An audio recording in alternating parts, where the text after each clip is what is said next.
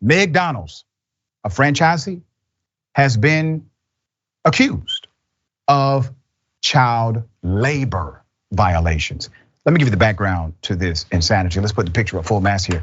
This is so extreme. The Department of Labor announced Monday 13 McDonald's, these are franchise locations in the Pittsburgh area, are now accused of violating child labor laws by allegedly employing 101 14 and 15-year-old employees outside of permissible work hours. There's more. The Facebook page for the franchisee states the family has been working in the McDonald's Corporation for over 40 years. The franchisee, all right, Santonastasso Enterprises LLC, we had to go through that a few times to get it right, which is owned and operated by John and Kathleen, all right?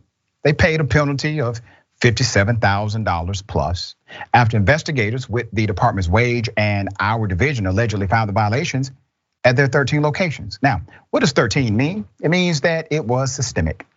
It was not a mistake. It was not an administrative error. It was not a one-off. It was not the fault of maybe one particular manager or person. It was at all of the locations. The hour violations, the young employees were scheduled to work were as follows. Let's put this up.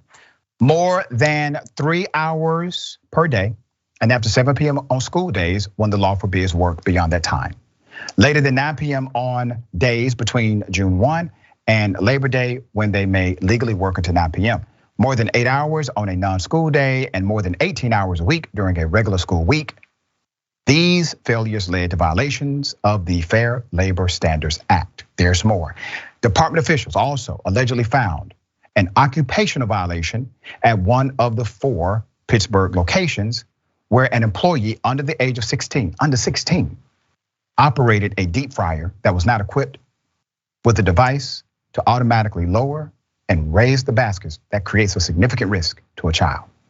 In a statement provided to NBC News, John and Kathleen said, and I quote, "We take our role as a local employer very seriously, and we regret any scheduling issues that may have occurred at our restaurants. Our biggest priority is always the safety and well-being of our employees. And we have since instituted a series of new and enhanced processes and procedures to ensure employees are scheduled appropriately." Let's put up the CEO. McDonald's corporate office, they did not immediately respond to NBC's request for comment. A spokesperson for the Department of Labor said officials do not reveal the reason that investigations are initiated, but that many investigations are initiated by confidential complaints, and that the division also monitors low-wage industries that typically have high rates of violations or employ vulnerable workers like children. The spokesperson also added, in addition to paying the fine, the enterprise had agreed to fully comply in the future with department regulations. The spokesperson added that the department does not disclose if they plan to investigate other McDonald's locations across the country. The violations follow more than 4,000 child labor violations the Department of Labor has identified affecting more than 13,000 minors from 2017 to 2021. This is what we know on record. There may be more things, but let's just deal with what we know on record. These are seasoned business owners. It's not as if they just jumped into ownership and all of a sudden they made a bunch of mistakes because they didn't know the rules. They have means, they have insight, they have ability, capacity, and they know what the hell they're doing as it relates to their corporations. They know the violations. They've been in it a long time. All of a sudden, this was just a scheduling issue. No, I don't buy that. All right, Ms. Dahl, thoughts here. Well, I agree. The fact that it happened in so many of their locations.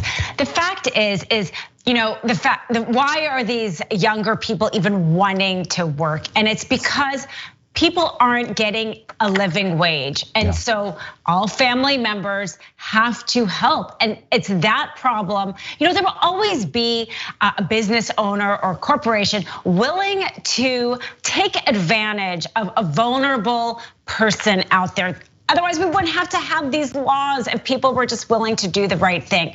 But we need to address the fact that these children should be in school. That's why they shouldn't work past 7 p.m. because they should be paying attention to school. And we know the reason why is usually because that family is looking for all the income they need to support it.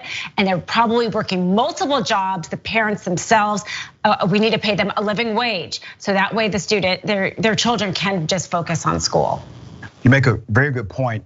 A policy failure, which is, I think, the genesis of it, creates a vulnerability or desperation. And then you have a business owner who takes advantage of the desperation created by the policy failure.